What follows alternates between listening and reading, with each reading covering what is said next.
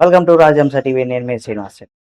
16 ఏళ్ల లోపు పిల్లలకి సోషల్ మీడియాని బ్యాన్ చేయాలని గత కొన్ని రోజుల నుండి పలు దేశాల్లో కావచ్చు, దేశవ్యాప్తంగా కూడా అనేక చోట్ల దీనికి సంబంధించి కొంత చర్చ వాడివేడిగా నడుస్తుంది.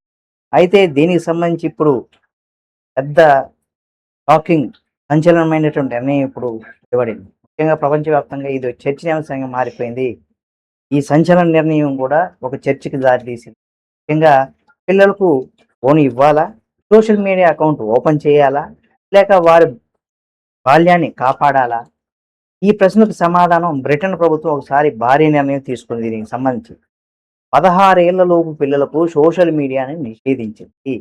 అవును, మీరు విన్నది నిజమే. బ్రిటన్ ప్రధాని కీర్ స్మారర్ సంచలనమైనటువంటి ప్రకటన చేశారు. ముఖ్యంగా 16 సంవత్సరాలలోపు పిల్లలకు సోషల్ మీడియా అకౌంట్ అంటే మీడియాను కూడా వేదికలు ఉపయోగించేందుకు కఠినమైనటువంటి నిబంధనలు తీసుకున్నట్టు కూడా తీసుకొచ్చేటువంటి అవకాశం ఉందని ప్రకటించారు. అసలు ఎందుకు ఈ నిర్ణయం తీసుకుంటున్నారు?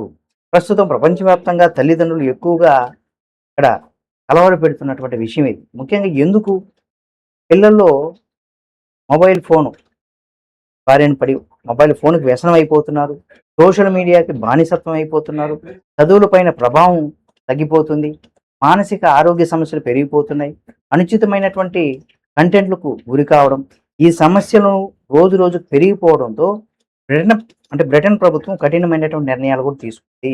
ముఖ్యంగా అక్కడ ప్రధాని ఏమన్నారు? ముఖ్యంగా ప్రధాని అయినటువంటి కీర్ స్మారర్ తన ఎక్స్ ఖాతా ద్వారా కూడా స్పందిస్తూ చాలా మంది తల్లిదండ్రులు తమ పిల్లలకు ఫోన్లను సోషల్ మీడియాకు బానిసలుగా మారుతున్నారని ఆందోళన వ్యక్తం చేశారు.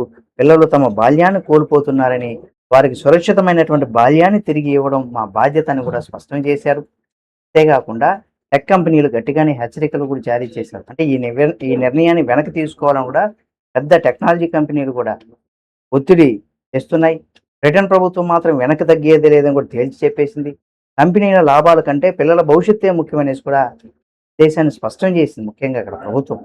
అయితే కొత్త భద్రతా చర్యలు ఏమిటి అనే దానికి సంబంధించి చూసినట్లయితే ముఖ్యంగా సోషల్ మీడియా అకౌంట్లు వయసు ధృవీకరణ తప్పనిసరిని, పిల్లలకు హానికరమైనటువంటి కంటెంట్ తగ్గించేలా కూడా అల్గరిథం మార్పులు తేవాలని, అశ్లీల మరియు అనుచితమైనటువంటి కంటెంట్ పైన కూడా కఠినమైనటువంటి నియంత్రణ చేయాలని, ఆన్లైన్ గేమింగ్ మరియు లైవ్ స్ట్రీమింగ్ సేవలపైన ప్రత్యేక నిబంధనలు అమలు చేయాలని కూడా ప్రభుత్వం భావిస్తుంది.